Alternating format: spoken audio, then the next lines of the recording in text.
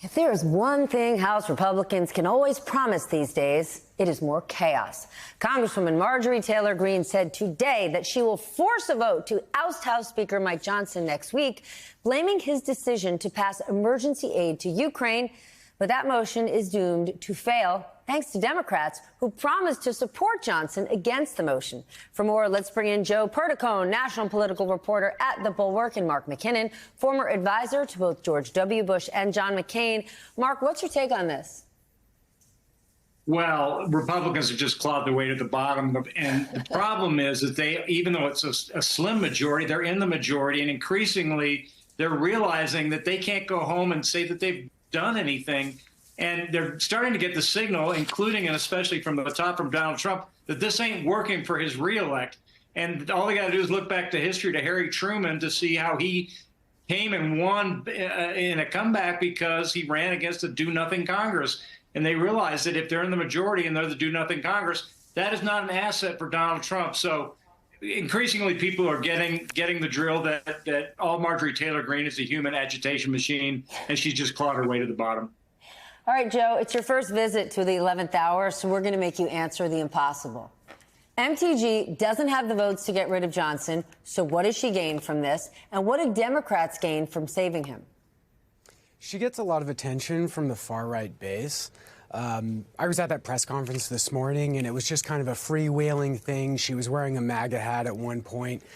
She likes to do this, and it gets that attention that she wants, and I think that's why you might see a few more, but certainly not enough Republicans come and support her cause. If she does bring this up, she's been threatening it for weeks, but she says she's going to do it next week. As far as Democrats, they can say that they're actually interested in governing, which it's been shown that they are. That's why they wanted to pass the big foreign aid package. And Johnson getting saved by Democrats, though, that's not something that's going to last forever. It might be this one time. It might be another time. Who knows? All right, I'm obsessed with this one. It's a slightly related topic. The New York Times did these exit interviews with lawmakers from both parties who've decided to leave Congress this year. Watch this, just a bit. One word I'd use to describe Congress, I would say dysfunctional. Chaotic. Chaotic. It's just very challenging. Difficult. Last year, when the Republicans took over the House of Representatives, they passed 27 bills, which made us the most unproductive Congress in any given year in the United States history. Dysfunctional. Tense. Dysfunctional. Probably a very popular word that you're hearing.